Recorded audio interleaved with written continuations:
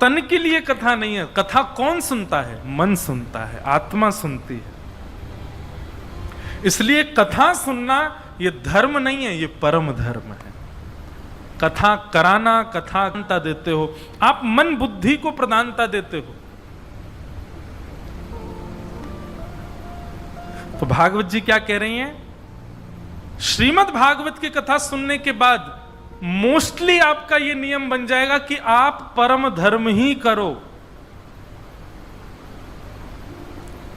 कथा सुनने से आप प्रारंभ होगे, एक समय स्थिति आएगी आप एकांत बैठ करके चिंतन करने लग जाओगे, आप नाम जप करने लग जाओगे, आप साधना करने लग जाओगे, आप हरिस्मरण करने लग जाओगे, आप चातुर्मास व्रत करने लग जाओगे, आप एकादशी व्रत करना प्रारंभ, सब चीजों को आप देखते जाएंगे, सब में तन अव्यवस्थित होता है।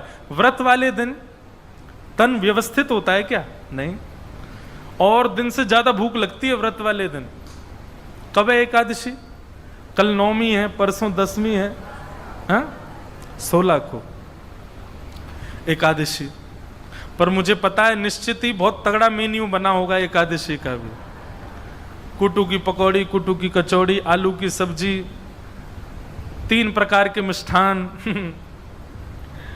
और दिन तो आपकी कैलोरीज बढ़ती होंगी 400-500। आजकल एकादशी पर बढ़ती होगी 800-900। इतना भयंकर खाते हैं लोग। एक जगह मैं गया तो वहां तो मुझसे बोले महाराज जी कल सुबह डोसा बना दे। मैंने कल तो एकादशी। बोले नहीं नहीं, एकादशी वाला डोसा बनेगा।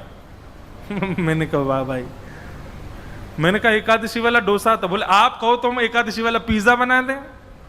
एकादशी वाला बर्गर भी आ गया है। वाह भाई। ठाकुर जी कह रहे होंगे हमने बहुत बढ़िया बनाई एकादशी, पर इन लोगों ने अपने जीव के लिए फिर भी ढूंढ लिए तरीके।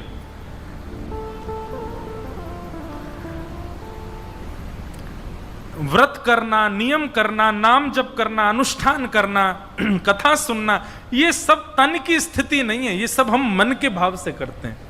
यदि मन नहीं लग रहा होगा तो आप कुछ नहीं कर पाओगे, क्योंकि आपका तन रुकने ही नहीं देगा आपको वहां पर। यही सब परम धर्म कहलाता है। भागवत की सन्निधि में रहने वाले को परम धर्म करने में फिर दिक्कत नहीं होती, वो सहजता से करने लगता है और ज्यादा से ज्यादा परम धर्म करता है। उससे कह दो कंठ भर चंद्रभागा नदी के तट, नदी में खड़े हो जाओ तो खड़ा हो जाएगा। उससे कह दो तुम रोज 108 मालाएं किया करो, करने लगेगा। अरे कहां तक कहें, ये तक स्थिति चली जाएगी रूखी रोटी और छिलके वाली दाल भी मिलेगी ना तो आपको उसमें भी स्वाद आएगा। नहीं यही बहुत है, आपकी जिह्वा भी सम होती चली जाएगी। वस्त्र पहनने के लिए ज्यादा चटकदार मिले ऐसी आवश्यक, कुछ भी पहना दो आपको सब स्वीकार है। ज्यादा से ज्यादा सिंपल रहना प्रारंभ कर दो, क्योंकि आपका तन अभिमान त्यागने लग जाएगा, आप देहाभिमान शून्य होने लगोगे।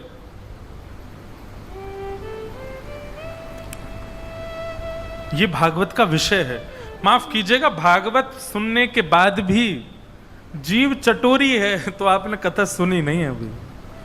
क्षमा कीजिएगा, कथा सुनने के बाद भी नेत्र चपल हैं, इधर उधर घूम रहे हैं, कुछ अच्छा देखें कुछ अच्छा, अभी कथा सुनी नहीं।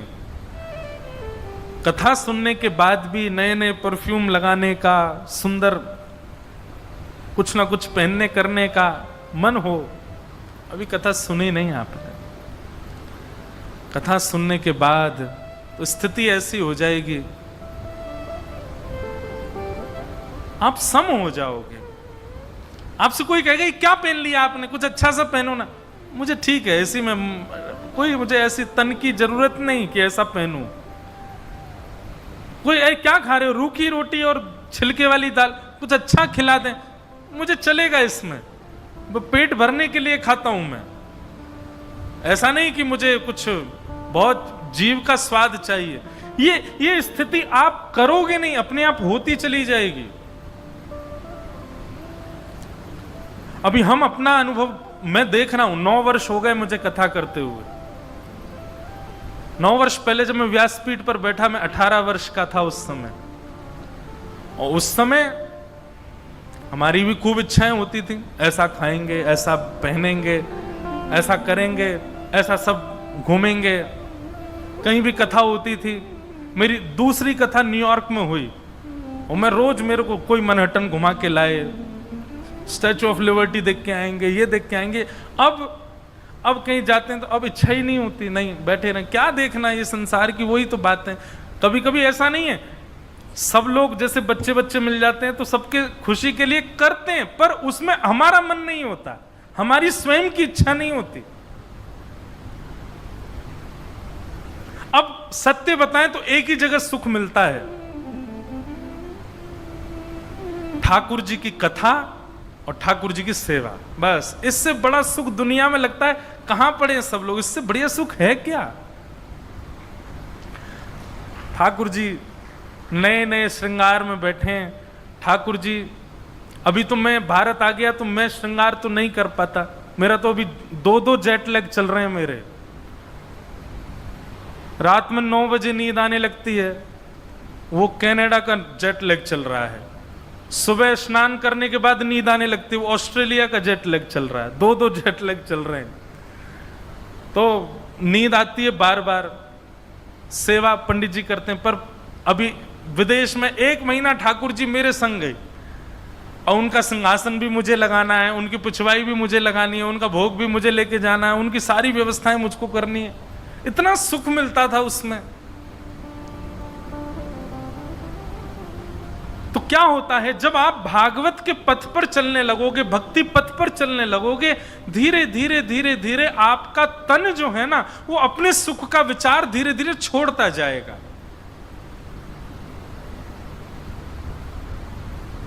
और आप उसमें राजी होने लगोगे जिसमें ठाकुर जी की सेवा हो। और ठाकुर जी की सेवा तन से नहीं, मन से, भाव से और आत्मा से होती है। इसी को परम धर्म कहते हैं। तो भागवत का विषय क्या है? परम धर्म करने की ज्यादा से ज्यादा इच्छा होना, यही भागवत जी का विषय है। भागवत जी का अधिकारी कौन है? निर्मत्सराणाम सताम, जिसके चित्त में मात्सर्य दोष नहीं है। मात्सर्य दोष किसको कहते हैं?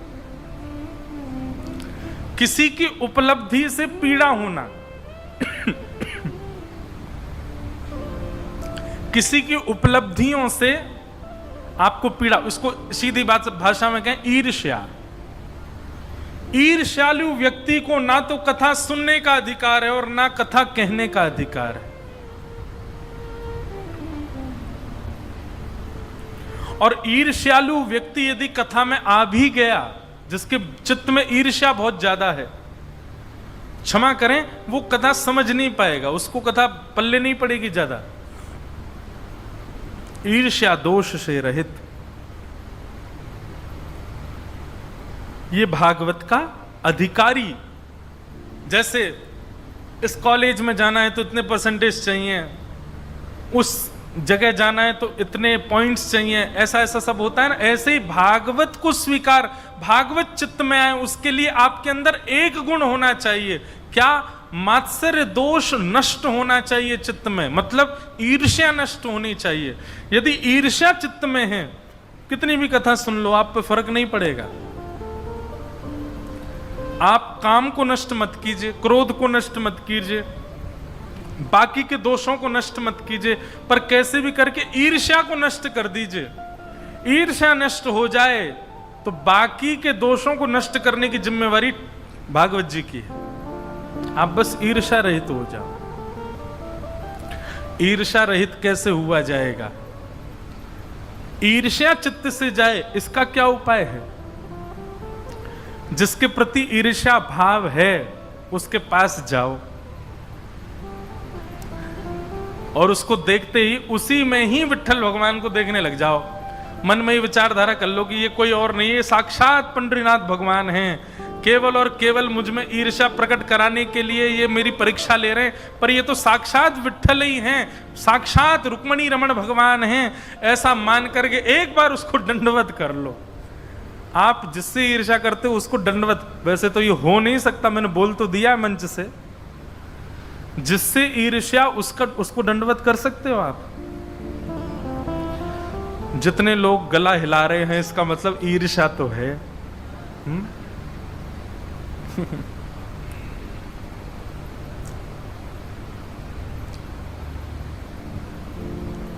गोस्वामी तुलसीदास जी महाराज, जब उन्होंने रामचरितमानस की रचना की,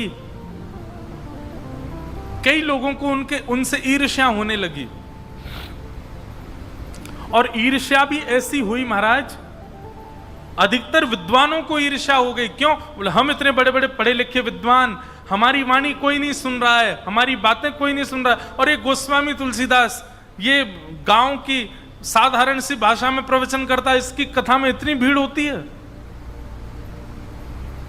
गोस्वामी तुलसीदास जी से ईर्ष्यावश उन पर प्रहार करने के, आक्रमण करने के कई विधान किए लोगों ने। पर जाको राखे साइया, मार सके ना कोई, बाल न बांका कर सके, जो जग बैरी होए।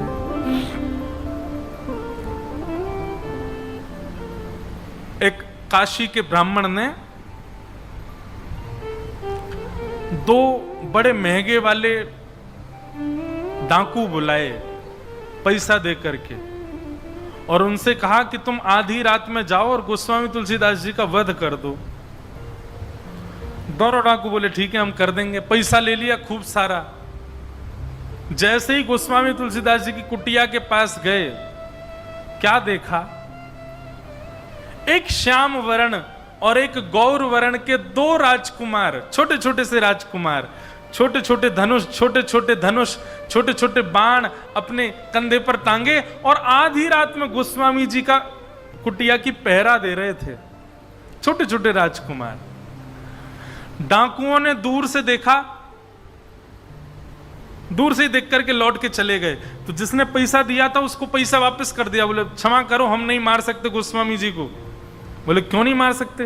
बोले दो छोटे छोटे राजकुमार उनकी पहरेदारी कर रहे थे। तो जिसने पैसा दिया उसने कहा मैंने तुमको इसलिए बुलाया था, इतने महंगे वाले डाकू, कि भाई अगर कोई रक्षा कर भी रहा होगा तो तुम उसको मार करके उनको मार दो, दो राजकुमारों का वध कर दो, उनको रास्ते से हटाओ, और तुम उनको देख के ही भाग आए। दोनों डाकू नेत्र बंद करके बैठ गए। बोले कि अरे उनका रूप क्या बताएं तुम्हें, ऐसे कमल जैसे नेत्र, ऐसी सुंदर लंबी नुकीली नाक, ऐसे सुंदर अधर, आहा ग्रीवा देख करके तो मन हो रहा था कि गले से लगा लें। ऐसे सुंदर सुंदर गदमदरा से हाथ, ऐसी सुंदर चाल, घुंघराले केश। अरे भैया उनको देख के डर के वापस नहीं आए हम तो गोस्वामी जी के पास वापस जाएंगे और जाकर के उनकी शरण में जाके कहेंगे कि उन दोनों राजकुमारों से हमें मिलवाओ। इतने प्यारे राजकुमार, हम तो उनके रूप पर मोहित हो गए। दोनों डाकुओं ने पैसे वापस कर दिए और दूसरे दिन गोस्वामी जी की कुटिया पे पहुंच गए और जाकर के कह दिया, बोले हमें अपनी शरण में ले लो, अपना शिष्य बना लो। गोस्वामी जी बोले काय को शिष्य बनना है? बोले आपके शिष्य बन जाएंगे तो आपके संग रहेंगे, आपके संग रहेंगे तो आपके बाहर जो दो पहरेदार रहते हैं ना रात में, उनको देखने का अवसर मिल जाएगा। गोस्वामी जी बोले कौन से दो पहरेदार?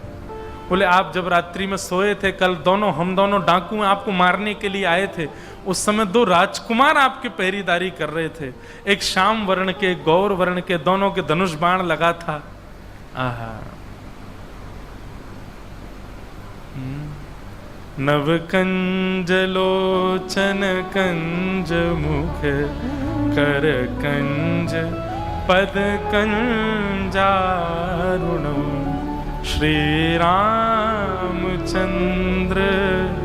कृपालु भज मन हरण भव भय दारुण।